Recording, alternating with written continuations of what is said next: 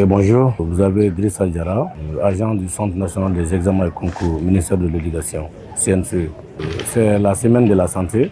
Depuis le lundi, on a commencé. Ça prend fin aujourd'hui. Les examens au niveau de l'éducation, c'est à peu près les mêmes enjeux, les mêmes règles. Donc, mon constat général, on constate que ça se passe bien. Le règlement et la police des examens sont respectés à souhait, que ce soit par les candidats et les responsables du centre.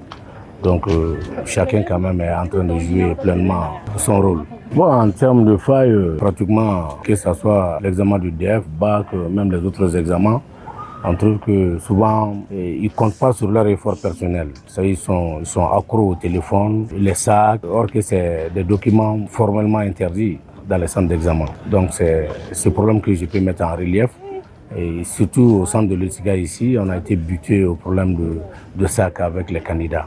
Les sacs ne doivent même pas rentrer dans la cour, à plus forte raison d'être dans les salles d'examen. C'est le petit quoi qu'on a décrié. Bon, ce qui est sûr, que si on regarde l'année scolaire, on ne va rien donner pendant les une semaine, ce que les professeurs n'ont pas donné à l'école. Donc, je les invite à s'accrocher davantage, à apprendre à s'exercer, c'est mieux. Voilà. Et compter sur soi-même, il faut compter sur soi-même. Et surtout, du côté de la santé, d'ailleurs, on doit serrer l'examen de la santé parce que que tu sois responsable à l'école, au niveau du centre d'examen, même les candidats, les parents, nous sommes tous des consommateurs de la santé. Tout le monde, sans exception. Donc, ça veut dire qu'on ne doit pas encourager la médiocrité. Les médiocres ne doivent pas passer, c'est pas bon. Voilà. L'examen de la santé, pour moi, c'est au-dessus des autres examens parce que la vie des gens en dépend. Le rôle des parents, il ne s'agit pas seulement de venir s'inscrire l'enfant à l'école et puis on paye la mensualité ou les frais scolaires. Mais quand même, il faut veiller sur la conduite de l'enfant, veiller sur lui afin qu'il travaille correctement, qu'il apprenne, qu'il s'exerce. Voilà. Il ne s'agit pas seulement de le mettre à l'école, de l'inscrire et puis je paye et puis c'est fini, c'est pas ça. Mais tu dois avoir un droit de regard sur tout ce qu'il fait pendant l'année scolaire. Donc souvent aussi, les parents sont défaillants sur ce côté.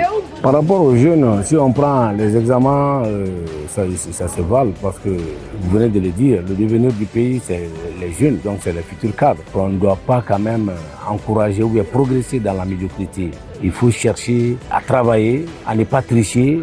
Avec ça, si tu travailles correctement, c'est que sûr, au bout de l'année scolaire, les résultats, ça ne va pas attendre. Encore une fois, du côté de la santé, encore une fois, que ce soit les promoteurs d'écoles de santé, les encadreurs, on doit se donner la main pour que les meilleurs parviennent à passer et les médiocres doivent être ajournés, ils vont reprendre. Donc c'est très important. Aujourd'hui, le plateau technique dans nos aires de santé, ça fait réfléchir, même si le plateau technique est de taille, mais le personnel, s'il n'y a pas de personnel compétent, de qualité, là on va passer à côté. Je les invite quand même à travailler, à redoubler d'efforts, à ne compter que sur eux-mêmes. C'est ça qui paye.